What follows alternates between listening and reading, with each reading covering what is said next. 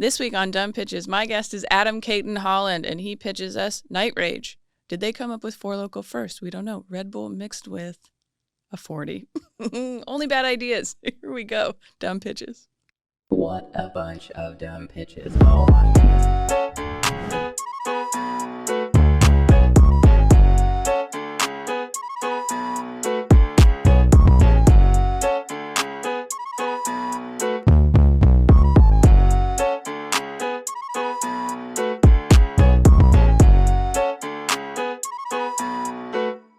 Welcome to another episode of Dumb Pitches with Monica Nevi. I'm Monica Nevi, your host. This is the show where we talk to successful people about their worst ideas. I'm excited for our guest this week. We finally made it work. Adam Cayton-Holland is here. Hello. Hello. We did it. We pulled it off. And we're both in our finest hoodies. Good for us. We are with our brick background. I didn't realize you have a brick background. We're the same person. We are. I'm the Seattle version of you, I guess. I'm hosting this podcast now. This is how we announce it, actually. You're just going to take over from here. But, we didn't want to scare everybody. Yeah, it's not a hostile takeover. It's a casual takeover. It's an amicable takeover. Totally. I'm excited to have you. Sometimes people contact us to have we should have this person on the podcast. And most of the time I am aware of who they are or something, and then sometimes I'm like, I don't know, but I'll look it up. But I've actually known who you are for a really long time and been a fan. So I was very excited when they had reached out originally. And then I was like, well, I'm going to figure this out. Anyways, I want to have you on the podcast. So if you don't know, here's Adam's good ideas, credits. You're from Denver. Not that that's a credit to you. That's it. That's the only credit I have. That's it. And that's how people know you, actually. Yep. They're like, oh, the Denver guy? I mean, you're not wrong about that. That actually might be true. Yeah. Your list of stuff is actually maybe more extensive than most of the people we've had on, but you've been this is a big get for you. This is a huge get for this pod. And you know what? Let me say that first to say congrats to you. Thank you so much. And you're maybe the only person who's also had a brick background. So I think that's a step in the right direction. Yeah, we're doing it. We're doing it. Comedian, writer, author, actor.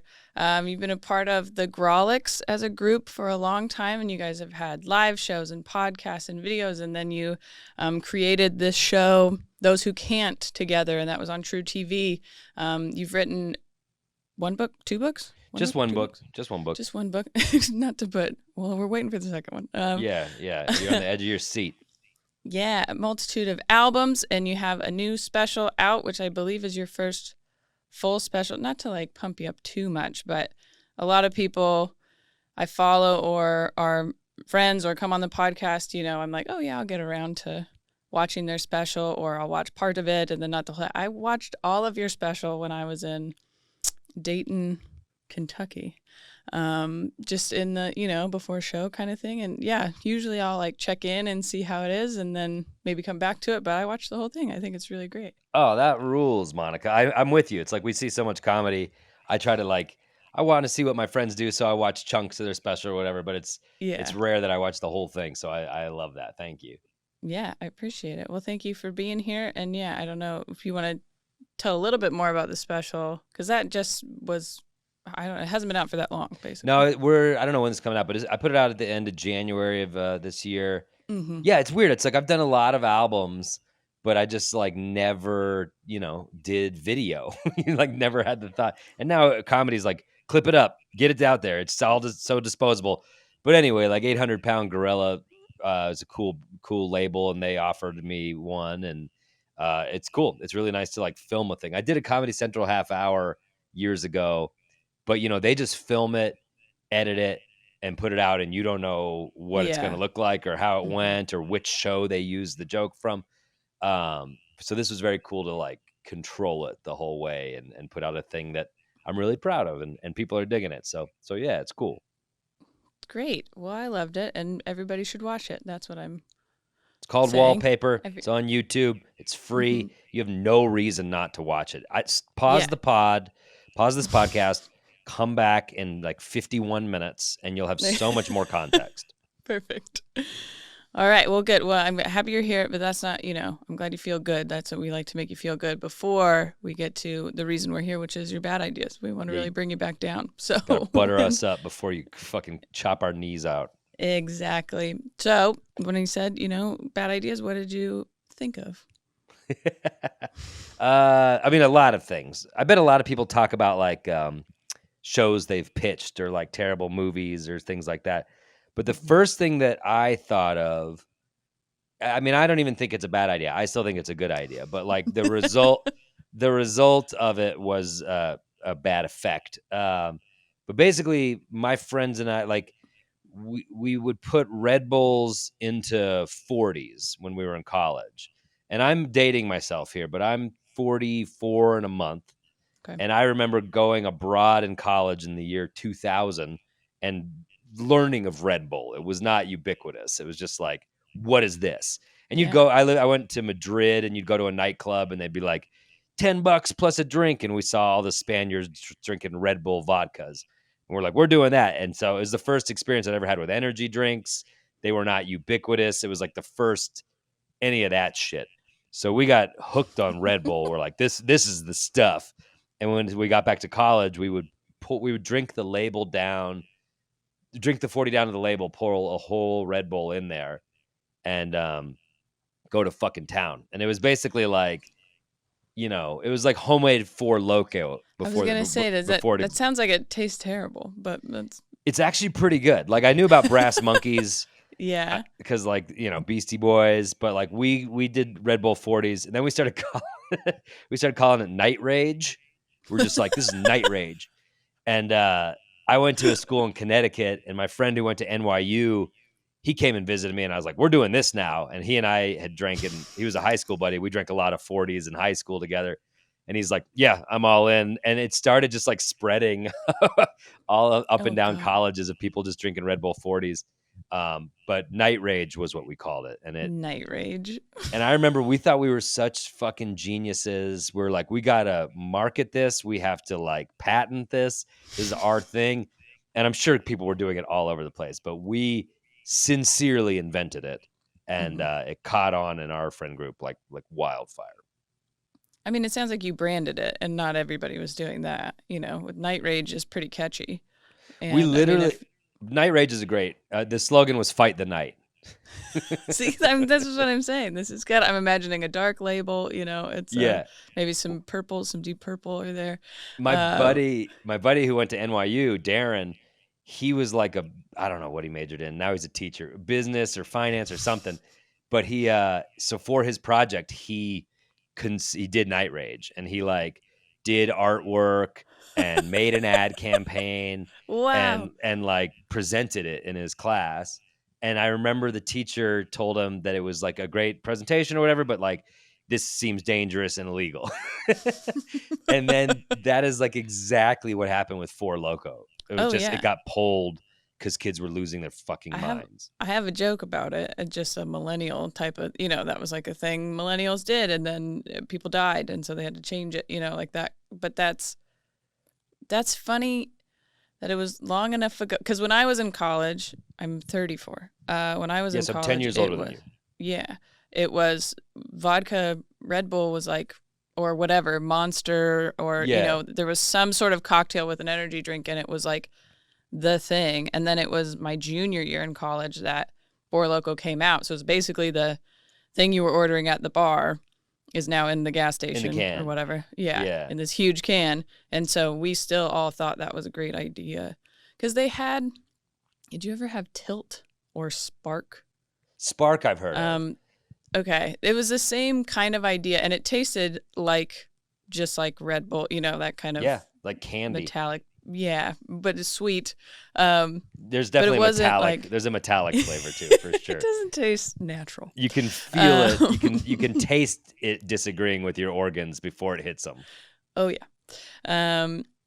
When I was in high school, like maybe my senior year, that was like maybe junior. It doesn't matter. Anyway, somewhere around there, they had a few with the energy drink that had alcohol, and I don't think the percentage was as high as like a Four Loko, and it wasn't obviously flavored and marketed the way that Four Loko did it. But it sounds like Night Rage was the beginning of this. I mean, I'm even telling before. you, like, that's how cool I am. You guys are so mainstream with your store-bought Sparks and fucking Four Locos. And we made that. We We bootlegged it made our own. and ran it up and down the East Coast. I don't know if I've ever considered like 40s. We did 40s. Sure. You know, that was a thing. But and then I think just mixing it with juice was the only thing anybody ever. So I don't know if I would have thought of mixing an energy. Like I think you're really innovative in that way. I mean, mixing sometimes a 40 and an energy the drink. simplest ideas are the best ones. But it definitely, like, I got into a lot of trouble for vandalizing in college, and like this did not help. You know what I mean? Like, Okay. we would, Yeah, I don't. Adding night rage to vandalism is probably not yeah. a If good you've got a streak of like being unhappy and you're already breaking shit, and you're like, how about literally 2 of these before you go out for the night?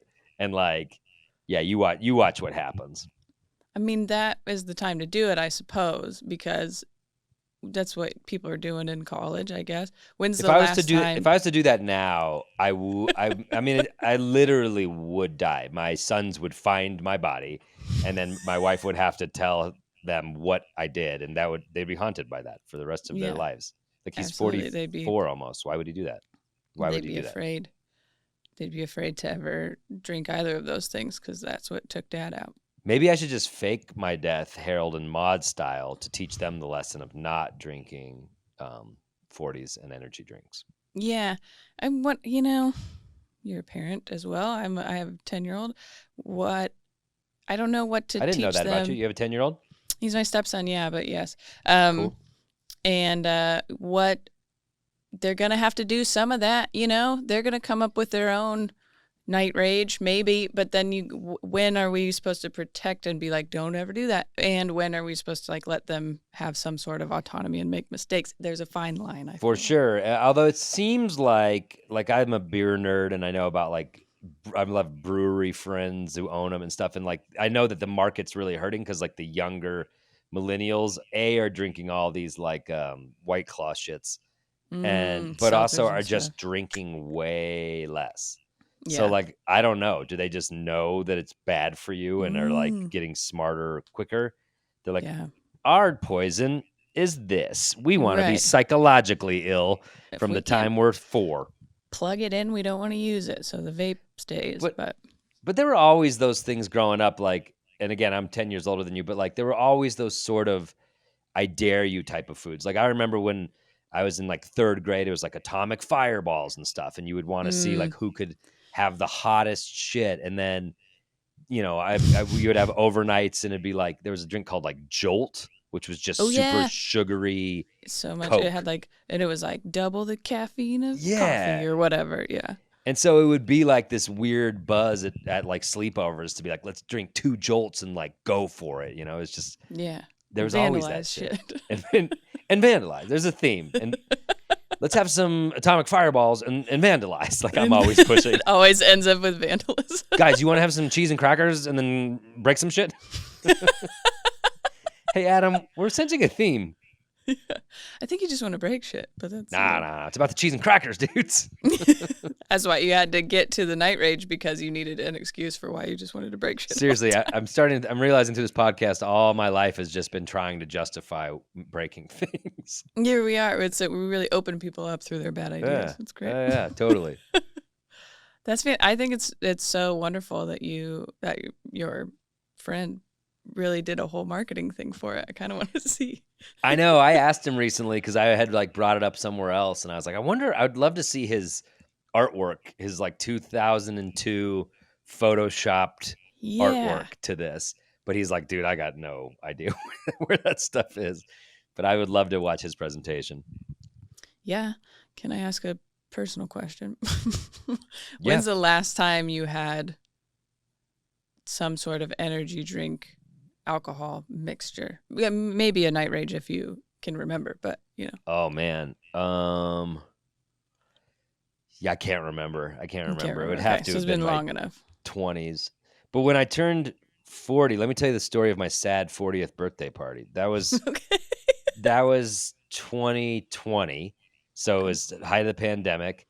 And my wife later told me like the 40th is a big deal. She was gonna have like a surprise birthday for me, and like friends were gonna come If it out, and it was wasn't gonna be. COVID, I got him. And then COVID hit and everything. It was also like really the height of like the George Floyd protests for sure. And I live pretty close to downtown Denver. And we went and protested one day, like in the back with masks on, and we're very down for that cause. But that night of my 40th, it was nobody been hanging out, but I was like, we'll do a backyard spaced hang. It's like devolved to this. I'll get enough booze and pizza for people, and like, the few friends that want to do that, come do it. So already it's like a lame 40th. And then because the protests were getting so out of control, like that night, the city of Denver at like 6 was like, there's a curfew, no one go out at past 7:00, blah, blah, blah. So like on my 40th birthday, I sat in my backyard alone with enough booze for a party. And my wife was there, and we like ate pizza from the place we liked. And then eventually my wife's like, well, I'm going to bed. And I was like, I'm going to keep doing this. And I just like sat in the backyard alone, drinking my face off, listening to like helicopters and like flash bombs going off downtown. I was like, cool, 40 rules. Wow. Yeah. Wow. When did you vandalize? That would have been a good time to vandalize. I mean, I should have just gone downtown and broke some shit. That is, I mean, COVID birthdays, we haven't, I don't think we've gotten far enough away to realize how weird, because I did a very similar one for 2021, because I'm in Seattle. We locked down for a long time. I know, like for a sure. long time. For sure. And so we did like backyard. My birthday's in February though, so it was like freezing and windy gray and shit. and wet Yeah. and cold. And we had like a little fire, but then we'd have people go and like come in shifts. So it wasn't like everybody was there at the same time. So they'd like 4 or 5 people at a time, and then they'd stay for an hour and then switch. And of course, by the end of the night, we just ended up inside. But know why it's so sad. It's so sad. We're not even understanding the psychological damage yet. Like, remember going outside and hooting and hollering for like medical workers at like 7, banging on pots and pans and stuff. I remember one time my wife and I were doing that on the porch because it was early and we were bored. And at the time we had like our kiddo was maybe 2, so it was really just us hunkered down. We weren't taking him out too much. But yeah, so he was asleep, and my wife and I are yelling on the porch because what else are we gonna do? Right. And this guy's walking down the street, and he's like, "What is it? Did they find a cure?" Like he thought.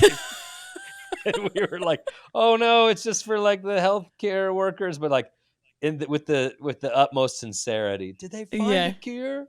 No, dude, no. That's hilarious that he would be like, "Oh yeah, just a couple of bangs on the pots. That means we figured it out." Yeah. Quickly.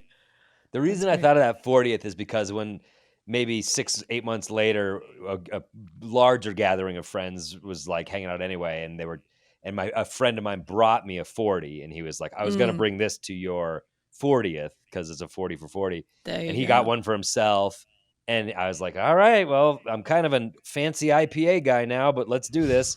And we both started drinking them, and within like 10 minutes, we're like, do you want to quit? Like, I don't want to do this. Like, I don't want the rest of this. I don't want to do this at all.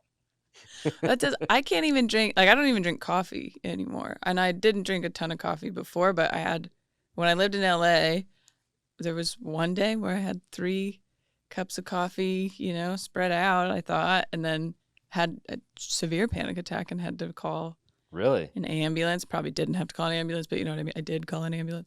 You did call an ambulance off 3 cups of coffee? Yeah, just the panic. I couldn't feel my legs. Anyways. Wow. I drink so much coffee. 3 is, I know. 3 is fine. And I'm from Seattle. Everyone's like, you don't drink, I only drink tea now. And it's been like almost 10 years since that. Like, if it didn't work for your body, fuck it. Like, get rid of it. So I couldn't imagine now drinking like a Red Bull. Like, I just haven't had anything like that in a long time. And I'm sure I'm like afraid that it would give me, so it would amplify the. Totally. I'm all super, organic and natural and all that stuff. So it's like, why energy drink is so, I'd rather have like cocaine straight than an energy drink. That is, I feel like most people who stick to like a vegan natural thing, they're like, cocaine's fine. That's fine. Yeah. Let's fentanyl test it, and I'm cool. But yeah. Then I'm good. That's the only thing I don't like. That is okay. Now I'm just so fascinated with. I've never heard that before. Someone mixing an energy drink, let alone a Red Bull, with a 40. Right. And then I assume, I mean, in the same way that now when we have technology, we're like, can we use it for porn immediately? Like that's the first thing, So when some sort of new drink, we're probably all like, how can we put booze in it? Like that Right. I mean, that's what happened with seltzers, I guess, like LaCroix, and that got popular. And very soon afterwards, it was like, let's put booze in it. No, you're so right about that. I didn't even think about that. It was very quick after LaCroix or whatever. Right then the White Claws came traipsing in. Right. So I don't know. But it had to be other people having that same thought when Red Bull and those ones came out here. I'm wondering what other weird stuff people mixed it with. I mean, I get like a Spirit, but I had never heard of a 40. Yeah, I mean, again, that was. I think it was. I mean, many kids drink 40s, but it was us going to like Europe, and it was a nightclubby type drink of like that was the you have to catalyst. wear fancy shoes to get in this nightclub. You can't look like shit, and it was Right. there that I encountered it. So I don't think it took Americans to be like this high end thing. You got it. How do we make it let's shitty? go and take this to the fucking shittiest thing possible. Like we'll mix this with Mountain Dew and nacho cheese, and we'll get back to you. We'll see how long it takes to kill a rat. We'll ship a few across the pond like tobacco back in the day, you dumb fucks. We'll figure it out. We'll make this work. You hadn't thought this is how you're supposed to use it. You lack such foresight, you Europeans. Yeah. I'm wondering, did you guys do the like Smirnoff Ice, like ice each other and that type of thing? No, that was a bit past my time where I was like, Okay. I was no longer like daring people to drink through things. I was just working on my own addictions. Right.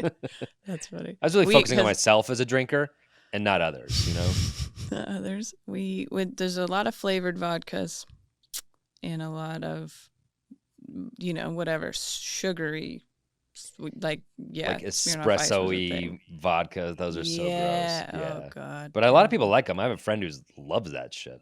I forget. That's funny because to be honest, judging you a little bit for putting a Red Bull in a 40, but if someone orders an espresso martini, that's like classy. That's but cool. That's the same, it's the same up or down or whatever the issue is. All of it now is like, I can only do 3 or 4 of anything. And then I'm like, I better stop. Because it's like, I don't know, you get old. That's the cruel thing about aging is like you get worse at drinking and your body can't handle it at all. And so and also I have 2 boys and I'm up at 7 a.m. regardless of what I did the night before. So it's like, you better, I really measure my fun out now. It's like, this really better be, I better like everybody. This better be worth it, or like I'm not drinking at all, It's got to be a recipe for, is it an exact recipe? Or else I have bad hangovers. So you got to just do it anyways. Yes. Well, talk to me in 10 years, Monica. I don't want to. Let's actually schedule that. Do you mind scheduling that with your producer? We could schedule a podcast for 10 years. Blake, are you available exactly 10 years from now? Yeah, just April 2034. Let's sort of circle back. 2034. Well, it's May, but yeah. Listen, I'm so excited about this. I want to get this in April. Do it sooner. Okay. Yeah. I think my May is going to be a mess in 2034. I have something that day. I think I'm shooting a movie. Well, congratulations. Mm-hmm. Okay. It's a marvel. Can you, if you can share, maybe, because you kind of said that you still don't mind that you made the concoction, but you said the repercussions. What was the worst thing that happened when you guys were drinking a night rage? Oh, yeah. Well, I've shared this before, and there's more going on than just the night rage. I was depressed. It was a bad period in my life, dark period of time that a lot of things were going on, but vandalism was going along the whole time as a sort of just very childish, selfish, dumb behavior that I was doing. Mm-hmm. But I loved it, and I was really good at it, and I would break shit all the time.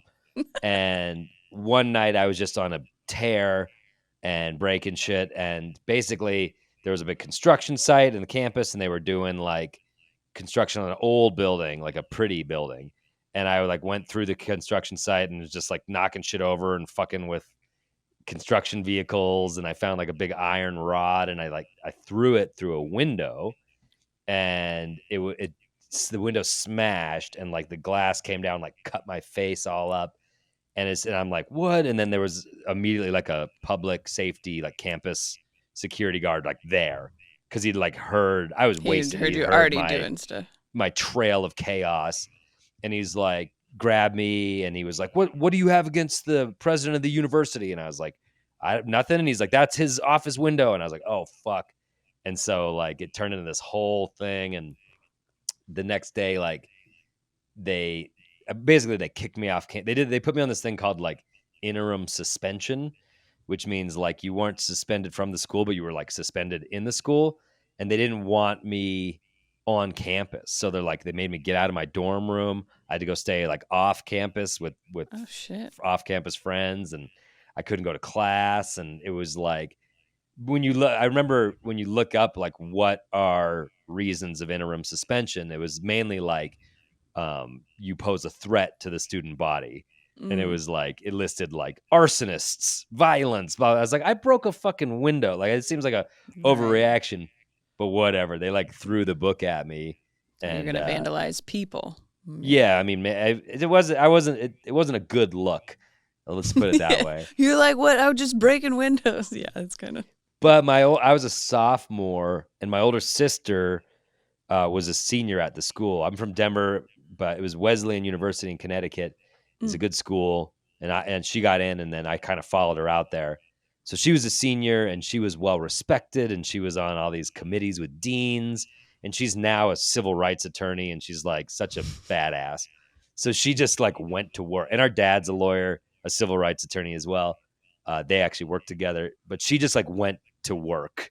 I was her client, and she was took care of me. Out of this. Yeah. And when it all boiled down, I was like on what's the word where you like fuck up one more time and you're out. I Probation. Guess probation for the rest of the time I was there, and I had to pay for all this damage, and I had to do so many hours of community service, and I had to do mandatory psychological counseling and all this shit. Wow. But yeah, that was that was the story of Red Bull 40. That's what that does. Yeah, the night rage really gets to you. The night rage. Listen, you can't have night rage without the rage, and I brought that. What? Wait, what was the slogan again? I forgot. Fight the night. Fight the night. And you did. There was, you were really, really fighting. But here's the thing I've learned in my old age. It's like every time you fight the night wins. You can't beat the night always wins. The morning always comes. That's, oh my gosh. That's fantastic. I mean, sorry. I'm glad you made it through, I guess. I'm fine. It was a dark chapter, but I'm fine. Good. Okay, well, tell everybody again where your special is and where they can find it, and then how they can find you if they want to come and see you live or follow you or any of those things. Absolutely. Thank you. My name's Adam Cayton-Holland, Cayton-Holland. So if you Google me or YouTube me, that's where the special is. It's called Wallpaper. It's out now. It's the best thing I've ever done. I'm proud of it. Monica watched the whole thing, so you guys should watch as well. I did. And I have a website, adamcaytonholland.com. All my stuff's out there. And I got a podcast, The Grawlix Saves the World, which comes out every week. So if check that out as well. Perfect. Give Adam a follow, and we'll link the special in the show notes for this podcast. Make it super easy. If you're on YouTube, you can subscribe here and then click on over and go watch the special. If you're listening, rate and review, subscribe. We have YouTube memberships if you want these episodes a day before. We are now doing this in seasons, and so this is season 5. And so it'll be 10 episodes a season. We're going to end each season with a cliffhanger. Cliffhangers. You got to come back with a listener story, listener bad ideas, and so I don't know, Adam, if you know, maybe this is probably why you wanted to come on, but at the end of every year we do what's called the Dummies, which is like our dumb pitch awards. And so there's different categories for each, whatever. Yours could be branding or personal decision. marketing, alcohol sales, marketing, something. That's good. Yeah. And then they get to vote, and then there's a winner. And so we're going to add a category of listener ideas to the dummies. So there'll be more information next episode about how to submit that. I would love to do an audio version, but I don't know. Anyways, you might just write it in and I'll read it. But that's how we'll end each season. So I'm excited to do it that way. I think I've been traveling a ton. You know what it's like. I'm also a parent. So this is a better schedule for me. And I think it's going to allow better promotion and participation from the audience. So I'm excited about it. But now Night Rage is, you're up for a nomination maybe. Sweet. And if we don't get the nomination, we'd love to sponsor the pod. Night Rage has always been a big fan of this pod. So you let us know how we can sort of cross Night Rage streams. is for sure a fan of bad ideas. Totally. All right. Well, thank you so much for being here. Yes, follow, rate, review, subscribe, all those things. But right now you can just keep watching Dumb Pitches.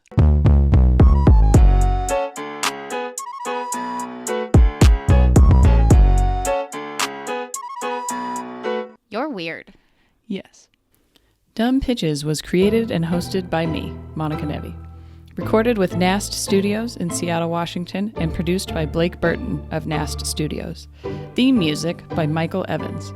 Paid for by Nevi Ending Productions, which is just me. So please rate, review, and subscribe wherever you are listening. Join YouTube memberships now if you really want to help. youtube.com/MonicaNevi/join.